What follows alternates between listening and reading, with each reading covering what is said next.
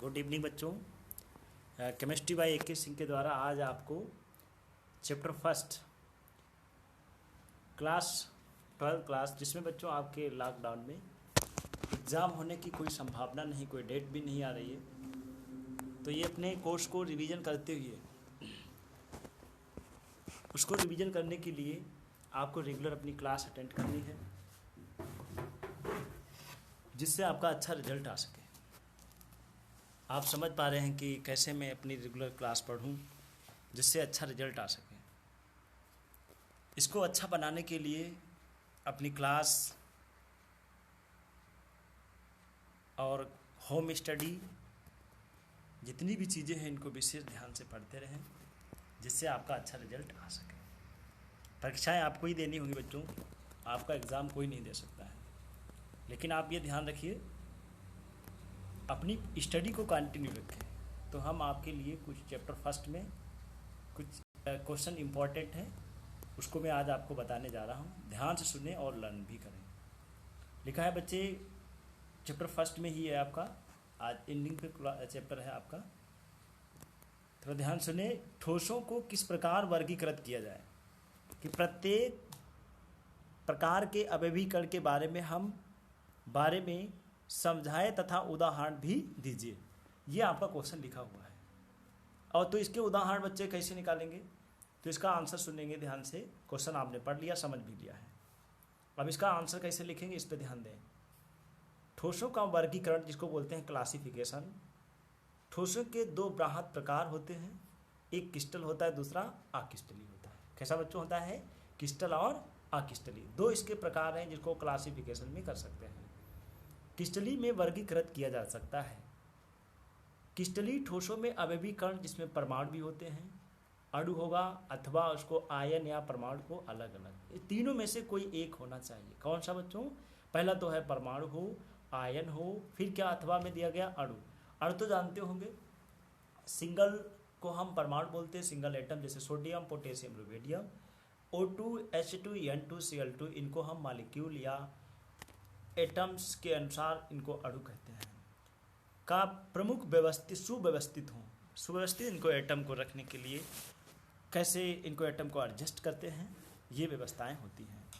क्रिस्टलीय ठोस के साधारणतया लघु क्रिस्टल, अगर लघु क्रिस्टल दीर्घपरासी नहीं है तो ये लक्षण किसमें बच्चों पाया जाता है? ये लक्षण आपका पाया जाता है अक्रिस्टल में। लेकिन अत्यधिक संख्या से बना होता है, उनके प्रत्येक निश्चित अभिलाक्षणिक ज्यामितीय आकार होता है। इसमें ज्यामितीय आकार होगा, इसमें दीर्घ और दीर्घ परासी व्यवस्था होती बच्चों।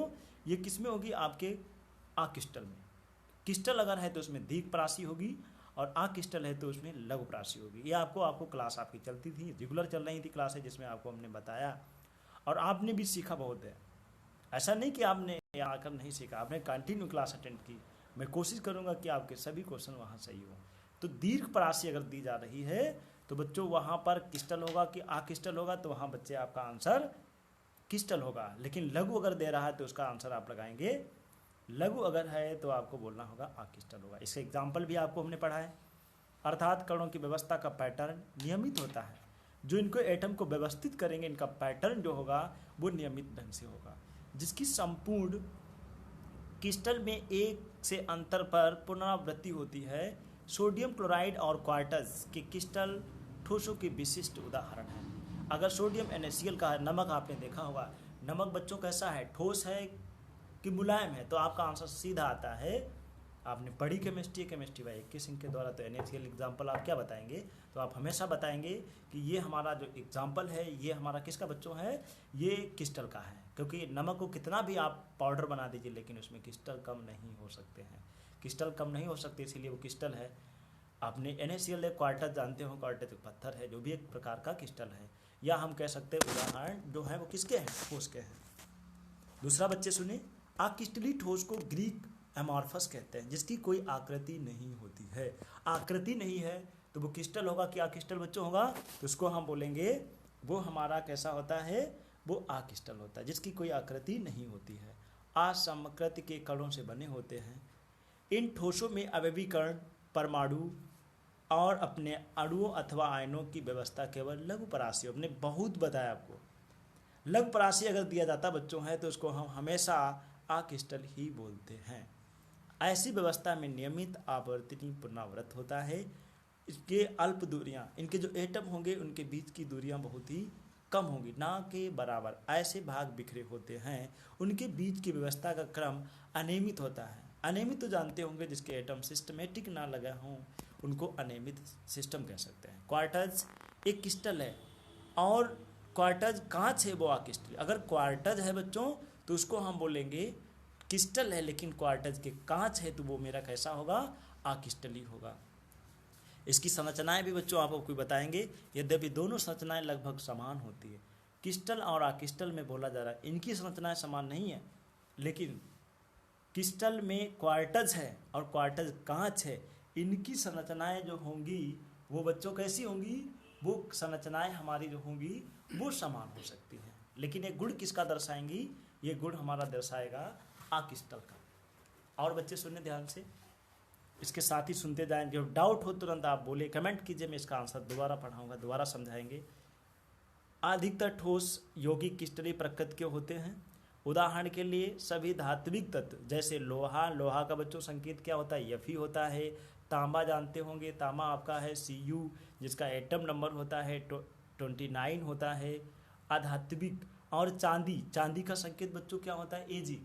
Ag जो है एक, इसका एटम नंबर 47 होता है, जो एक आधात्विक तत्व है। जैसे ये मेरे जो अभी बताए कापर, आयरन, ये सभी मेटल के गुण दर्शाते हैं। लेकिन बच्चे आध्यात्मिक तत्व जैसे सल्फर, फास्फोरस, आयोडीन और उनके यौगिक जैसे सोडियम क्लोराइड, जिंक क्लोराइड और नेफ्थलीन, ये हमारे क्रिस्टल ठोस हैं। कांच, रबर और प्लास्टिक ये जो होंगे अक्रिस्टल होंगे। इनके उदाहरण जो आपने देखा, इनको विभिन्न स्थितियों में, विभिन्न संरचनाओं में व्यवस्थाएं प्राप्त करते हैं। ये व्यवस्थाएं बहुरूपी, जिनको पॉलीमॉर्फ कहलाते हैं। ये संरचनाएं आपको बता दिया है, इनको आपको कॉपी पे लिख लेना है। इसके आगे उदाहरण हैं, जिसको डायमंड और ग्रेफाइट, कार्बन के दो रूप होते हैं। जिसे ग्रेफाइट कोमल होता है, जो विद्युत का अच्छा चालक है, जबकि डायमंड कठोर होता है, जो विद्युत का कैसा होता है, एक कुचालक है। क्रिस्टलीय ठोस उनमें प्रचलित हो जाते हैं और इनके निम्नलिखित गुण हैं। आणविक ठोस कल बातें करते हैं, ठीक है। आपने सीखा है, मेरे इस चैनल पर विशेष करके सब्सक्राइब करें और लाइक करें, जिससे हम आपको अच्छे से अच्छे वीडियो बना सकें। केमिस्ट्री बाय AK सिंह के द्वारा। Thank you and have a nice day.